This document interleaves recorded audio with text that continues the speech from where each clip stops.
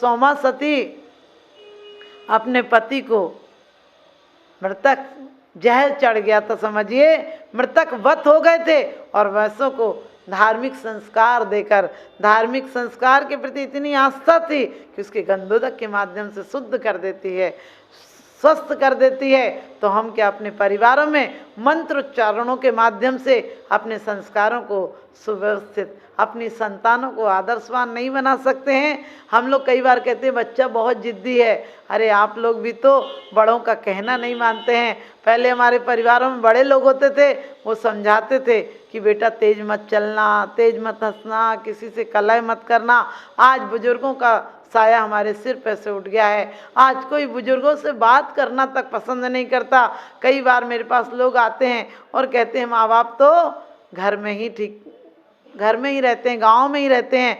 मैंने कहा तुमने ऐसी ज़िंदगी बना दी है, तुमने अपने जीवन की शैली इतनी गलत जी है कि माँ बाप सोचते हैं घर पे ही ठीक हैं, क्योंकि तुम आते हो। जिस बेटी का माँ इंतज़ार करती थी, जिसके बिना गले से निवाला नहीं उतरता था माँ का, जिसे बार बार निहारती थी, जिसे मुस्कुराना सिखाया था, आज बेटा उसकी मुस्कुराहट छीन लेता है। जिस बहू को आरतियों के थाल से आरतियां कर कर घर में लाई थी, वही आंसू ला देती है। फिर ऐसे घर में कौन जीना चाहेगा? आज बच्चे बुजुर्गों के पास नहीं बैठते और इसीलिए उन्हें वो संस्कार नहीं मिले हैं जो उनके जीवन में आत्मीयता दे सकें, उनके जीवन में हर्ष और उल्लास दे सकें। क्योंकि बुजुर्ग कुछ नहीं देंगे, मूल से ज़्यादा ब्याज प्यारा होता है। पहले लोग कहते थे कि अरे बधाई हो दादी बन गई, आज किसी से कह के देखो। पहले कोई कहता था बधाई हो दादी बन गई, नानी बन गई, ऐसा सब कुछ लोग सम्मान समझते थे बड़ा होना। लेकिन आज किसी से कह दो दादी जी तो उसका मुंह लटक जाता है। वो कहता है हमसे दादी क्यों कहा, हम दादी दिख रहे हैं क्या? ध्यान रखना, आज सब कोई दिखावे में लगा हुआ है कि कितना कम दिख जाए। अरे कम दिखोगे तो क्या होगा, मौत तो झांकती है ना। क्योंकि कहीं से भी आप सुंदर भले दिख जाओ, लेकिन अंदर जब तक सुंदरता नहीं आएगी तब तक बाहर की सुंदरता आपको कोई काम नहीं देगी। आज घर में लोग तिल तिल कर मर रहे हैं। मरना सिर्फ एक बार मरना नहीं होता है। जो घर में आदमी घुट कर जी रहा है, उपेक्षाओं से जी रहा है, वास्तव में बहुत बुरी जिंदगी जी रहे हैं। क्योंकि मैंने हवा के शौक से खोली थी खिड़कियाँ, आज बुजुर्गों का हाल ये हो गया। मैंने हवा के शौक से खोली थी खिड़कियाँ, लेकिन सारी गली का गंध मेरे घर में आ गया, सारी गली का गंध मेरे घर में आ गया। कितनी उम्मीदों से आप बच्चों को पालते हैं, लेकिन वो बच्चे उपेक्षा भाव लाते हैं, क्योंकि इसमें प्राथमिक कारण है हमने अपने बच्चों को गर्भ में संस्कार नहीं दिए। जो गर्भ के संस्कार हैं वो तमाम जिंदगी साथ रहते हैं। गर्भ में अब तो साइंस भी कहने लगी, बड़े बड़े डॉक्टर कहने लगे कि आपके जो बच्चे के 2 महीने भी गर्भ है, जबकि संस्कार बच्चे को 20 साल तक काम आते हैं। और ऐसे ऐसे करके गर्भ के महीने बढ़ते जाएंगे और आपके जो 90 साल तक की 9 महीने के संस्कार आपके 90 साल की उम्र तक काम आएंगे। तो अपने बच्चों को ऐसे संस्कार क्यों नहीं देते? आप पैदा होने के बाद कुछ नहीं हो सकता है। घड़ा जब पक जाता है, घड़ा जब बन जाता है, उसके बाद कोई आकार नहीं दे सकते हैं। मिट्टी जब गीली होती है तब उसे संस्कार दें।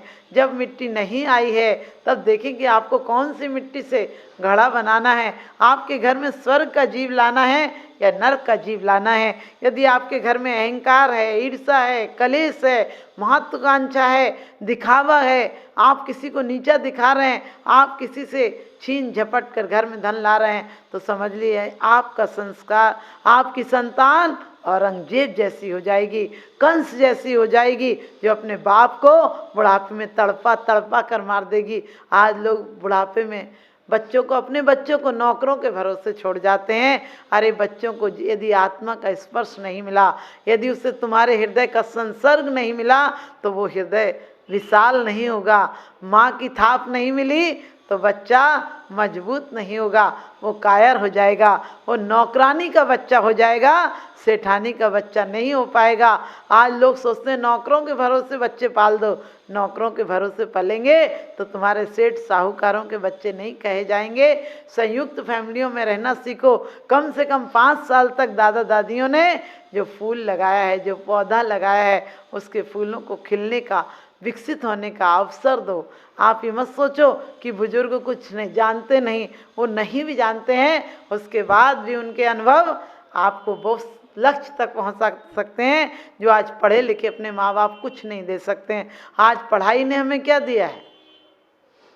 आज हम पढ़ाई के माध्यम से सिर्फ शाब्दिक ज्ञान समझ लेते हैं, सिर्फ हम विश्वविद्यालयों की डिग्री प्राप्त कर लेते हैं, लेकिन जीवन की डिग्रियों में हम अछूते रह जाते हैं। जीवन की डिग्रियों में हमारे नंबर कोरे रह जाते हैं। तो अपने जीवन की डिग्रियों को बढ़ाना है तो परिवारों में मैत्री भाव लाओ। पहले लोग आशीर्वाद देते थे, दूधो नहाओ पूतो फलो, लेकिन आजकल कोई ऐसा आशीर्वाद नहीं देता है, क्योंकि एक संतान, दो संतान। हमारी सरकार को भी इसके प्रति सजग होना पड़ेगा कि दो चीज़ों में सबसे पहले, लोग कहते हैं बीमारियां बहुत बढ़ गई, मैं कहती हूँ मानसिक बीमारियां बढ़ गई। वास्तव में शारीरिक बीमारियां कम हैं, लेकिन जब मानसिक रूप से आदमी विक्षिप्त रहता है, कुंठित रहता है, तो उसका रक्तस्राव, उसके शरीर की वायु अच्छे से संचालित नहीं होती है और वो कहीं ना कहीं रुककर बीमारियों का रूप ले लेती है। जब लोग चौपालों पर हंसते थे, बोलते थे, तालियां बजा लेते थे, मनोरंजन हो जाता था, नाच लेते थे, गा लेते थे, लेकिन आज सभ्यता ने सब कुछ खत्म कर दिया है। आज लोग झूठी मुस्कान मुस्कुरा लेते हैं, कहते हैं कवायद की तरह हाथ पैर हिला लेते हैं, हाथ जोड़ना है, कोई स्पर्श नहीं रहा, कोई रसना का स्वाद नहीं रहा। पहले दाल रोटी होती थी, लेकिन उसमें प्रेम का रस ऐसा होता था कि सूखी दाल में भी बहुत स्वाद आता था। बिना घी की दाल होती थी, लेकिन प्रेम का मसाला होता था। आत्मीयता की कहते हैं छौंक होता था, तो उसमें भी आनंद आता था। लोग पहले किसी को देखकर रोम रोम से पुलकित हो जाते थे। 4 मिले 64 खिले, 20 रहे कर जोड़, और सज्जन से सज्जन मिले हर से 60 करोड़। जब कोई मिलता था तो 4 मिले, 2 आंखें आपकी और 2 आंखें सामने वाले की मिलती थी। 4 मिले 64 खिले, 32 दांत आपके और 32 सामने वाले के। 64 खिले, 20 रहे कर जोड़, हाथ जोड़कर आप अभिवादन करते थे। 10 उंगलियां आपकी और 10 सामने वाले की जुड़ जाती थी अभिवादन में, और 60 करोड़ रोम, 30 करोड़ सामने वाले की और 30 करोड़ रोम आपके पुलकित हो जाते थे। कोई आता था तो लगता था आज ये चीज़ बनाई है, ये खा लेगा, लेकिन नालत है, आज मिठाइयाँ आती हैं घरों में, नौकरों के यहाँ जाती हैं, और आपकी आसक्ति नौकरों को भी बीमार बना देती है। जब आती है मिठाई तब तुरंत आप डिब्बा नहीं पकड़ाते हो, 3-4 दिन घर में रख लेते हो। जब वह खराब होने लगती है तो उस गरीब आदमी को दे देते हो, जिसके घर पर भी जाकर वो बीमारियों का कारण बन जाएगी। आपको नहीं खाना तो क्यों ये परंपराएं चलाते हो? क्यों मिठाइयों के डिब्बे, महंगे महंगे डिब्बे, लेन देन का व्यवहार चलाते हो? मत चलाओ। अपना एक कोई फल या मेवा दे दो, प्रेम के संबंध बढ़ाओ, क्योंकि रिश्तों में पैसों को बीच में मत लाओ। लोगों का पहले प्यार इतना था कि लोग पैसे को ठुकरा देते थे प्यार के पीछे, और आजकल वो जमाना आ गया कि लोग प्यार को ठुकरा देते हैं पैसे के पीछे। जिसके पास पैसा होता है, युग जाने कैसा है, पैसा ही पैसा है। अब तो लोग पैसे को ही पूछते हैं। रिश्तेदारी रिश्ते नहीं रही, भरोसे के रिश्ते कमज़ोर हो गए, भरोसे के रिश्ते कमज़ोर हो गए, पंख लगाकर कौवा भी मोर हो गए। हैरत है बदलते ज़माने को देखकर कि अब तो पहरेदार भी चोर हो गए, अब तो पहरेदार भी चोर हो गए। तो वास्तव में हम पहरेदारों की तरह चोर नहीं बने, हम पहरेदार हैं तो पहरेदार वफादारी रखें। अपने आप को कहा था कि गर्भ के संस्कार दें। जिस समय गर्भ हो उस समय हम अच्छे अच्छे लोगों के चित्र देखें। लोग कहते हैं चित्र से क्या फ़र्क पड़ता है, लेकिन मैं कहती हूँ चित्र से भी बहुत फ़र्क पड़ता है। आपने देखा होगा पिक्चर में कोई सीन ऐसा आता है जो कोई अन्याय कर रहा है तो उसके प्रति आपके भाव आते हैं, इसको मार क्यों नहीं देते हैं। आप कोई करुणा का सीन देखते हैं, प्रेम दया का सीन देखते हैं, किसी दीन दुखी को, दरिद्री को देखते हैं, तो आपके आंखों में आंसू छलक आते हैं, क्योंकि चित्रों का भी बहुत प्रभाव हमारे घरों पर, हमारे मनों पर पड़ता है। पहले लोग महापुरुषों के चित्र लगाते थे, बड़े बड़े धार्मिक, आध्यात्मिक, राजनीतिक जो आदर्शवादी व्यक्ति हुए उनके चित्र लगाते थे घरों में, इसलिए आदर्शवान व्यक्तित्व पैदा होता था। अब घरों में टेडी बियर लगे होते हैं जिनके नाक कान ही सही नहीं होते हैं। आजकल लोग उन चरित्रहीनों के चित्र लगा कर रखते हैं जिनके परिवारों में रिश्ते चप्पल जूतों की तरह बदल जाते हैं। तो आप अपने जीवन में सबसे पहले गर्भ संस्कार को बहुत महत्वपूर्ण है, इसे एक आदर्श बनाइए। अपने परिवारों में गर्भ के पहले हमारे घरों में स्वर्ग सा वातावरण हो, प्रेम का वातावरण हो, बड़ों का सम्मान हो, तो जीव आएगा, वो स्वर्ग से आएगा। और आप लोग भी इस बात को ध्यान रखें कि गर्भाधान के समय में चिड़चिड़ाहट नहीं रखें, कोई बात की महत्वाकांक्षा ना रखें, तो कोई वो दिन दूर नहीं जब फिर से राम जैसे, महावीर जैसे, बुद्ध जैसे आदर्श मनुष्य आ जाएंगे। जब राम आए थे तो राम के घर में मंगलाचार हुए थे, शत्रुओं का दमन हो गया था। और जब बुद्ध आए थे तो बुद्ध के घर पर भी एक फकीर आया था कि इस बेटे को मैंने देख लिया, लेकिन वो रोने लगे। वो फकीर, दो फकीर थे, रोने लगे। बुद्ध के पिता घबरा गए कि आज तो बेटे का जन्म हुआ और फकीर आया है, मैं तो खुशी से लाया था कि फकीर आशीर्वाद देगा। और ये दोनों फकीर रोने लगे। उन्होंने फकीरों से पूछा कि क्या बात है, आप इतने महान संत हैं, हिमालय से चल कर आए हैं, और आप इस छोटे बच्चे से क्या कसूर हो गया जो आप रोने लगे? तो उन्होंने यही कहा था कि मैं इसको देख तो नहीं पाया, मेरा मन बहुत था इसको देखने का, मेरा मन बहुत था इसको देखने का, लेकिन देख नहीं पाया। और मुझे खुशी इस बात की है कि मैं देख तो नहीं पाया, इसके प्रवचन आदि नहीं सुन पाया, इसके आदर्श के उपदेश नहीं सुन पाया, लेकिन मुझे खुशी है इस बात की कि मैंने देख तो लिया। और रोना इस बात का है कि जब उपदेश देगा तो मैं नहीं सुन पाऊँगा, इसलिए रो रहा हूँ। ध्यान रखना, हमारे अंदर भी ऐसी नजरिया हो कि हम महापुरुषों को फिर से पैदा करें। घर घर लंका, घर घर रावण, इनमें राम कहाँ से लाएं, और घर घर कंस पैदा हो गए, अब घनश्याम कहाँ से आए? तुम कौशल्या का दिल पैदा करो, कल राम पैदा हो जाएंगे।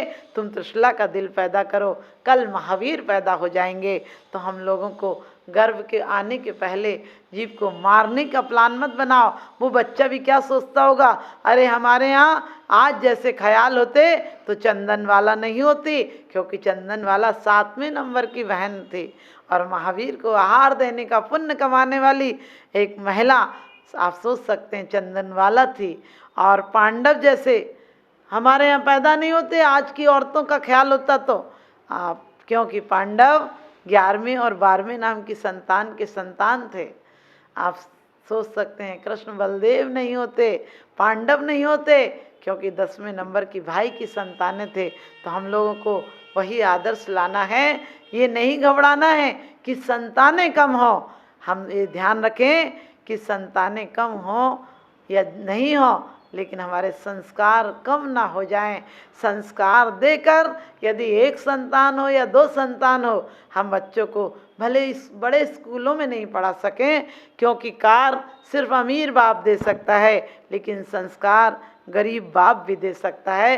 तो हम संस्कार दें, क्योंकि बारिशें ना हो तो फसलें खराब हो जाती हैं, बारिशें ना हो तो फसलें खराब हो जाती हैं, और संस्कार ना दिए जाएं तो नस्लें खराब हो जाती हैं, संस्कार न दिए जाएं तो नस्लें खराब हो जाती हैं। तो गर्भाधान के पहले से हम वो बच्चों को संस्कार दें जो हमारे घर में स्वर्ग का जीव आए। उसके बाद आप उसके भविष्य की चिंता मत करना, वो जहाँ पर जन्म लेगा वहाँ पर स्वर्ग बसा देगा, जहाँ पर रहेगा पूरे जीवन आनंद से जिएगा। तो अपने परिवारों में बड़े बुजुर्गों की इज्जत करें, अपने देव शास्त्र गुरुओं के बारे में, उनके आदर्शों को जीवन में आचरण बनाएं। सिर्फ शब्दों पर नहीं लाएं, उन्हें शब्दों तक परिभाषा में नहीं, मन की परिभाषा में भी ले जाएं, क्योंकि मन के चोर को हम अक्सर आज़ाद कर देते हैं, मन के चोर को हम अक्सर आज़ाद कर देते हैं, और संस्कारों को नहीं लाएं तो चोरों को आबाद कर देते हैं, संस्कारों को नहीं लाएं तो चोरों को आबाद कर देते हैं। यदि गिफ्ट ना दो तो बच्चा थोड़ी देर रोता है, यदि गिफ्ट ना दो तो बच्चा थोड़ी देर रोता है, लेकिन संस्कार ना दो तो जन्म जन्म तक रोता है। तो आप अपने बच्चों को आचरणवान बनाएं, विचारवान बनाएं, संस्कारवान बनाएं, और संस्कार देकर पुनः इस दुनिया में उन महापुरुषों को लाएं जिनका एक आदर्श था, जिनकी हम माला फेरते थे। हम सुबह सुबह नमस्कार करके एक दूसरे को राम राम करते थे, जय जिनेंद्र करते थे। इसमें कितना बड़ा लॉजिक था। हम सामने वाले को याद दिलाते थे कि तुम राम हो, राम जैसे हो जाओ, और सामने वाला भी कहता था राम राम, तुम भी तो राम हो, तुम्हें भी जय हो, तुम्हारी भी जय हो। हम जय जिनेंद्र करते थे कि जय जिनेंद्र, यानी तुम्हारी जय हो, तुम जिनेंद्र हो, और सामने वाला भी कहता था जय जिनेंद्र, यानी तुम्हारी भी जय हो। आज नालत है इस जमाने पर, हम हाय हेलो कहते हैं, किसी को देखते ही बदनसीबी प्रकट करने लगते, हाय हाय तू कहाँ से दिख गया, हलो, उसे ठीक से बैठने में नहीं देते, हलाते हैं। तो हम अपने जीवन को स्थिर बनाएं, मजबूत बनाएं, अपने संस्कारों को अच्छा बनाएं, इन्हीं स्वभावनाओं के साथ फिर से परमात्मा को लाएं, ताकि हमारे भारत को महान बनाएं, शब्दों से नहीं। वो सर फिरे लोग होते हैं जो अपने देश को जहाँ कहते हैं, हम भारत वाले तो अपने देश को भी माँ कहते हैं, हम भारत वाले तो अपने देश को भी माँ कहते हैं। बोलिए आप सबके जीवन में माँ की ममता आए, बेटी का उत्तरदायित्व, बेटी की कर्तव्य का निर्वाह हो। इन्हीं स्वभावनाओं के साथ आप सबका जीवन स्वर्गमय बने, संपत्तिशाली बने। बोलिए आदिनाथ भगवान की।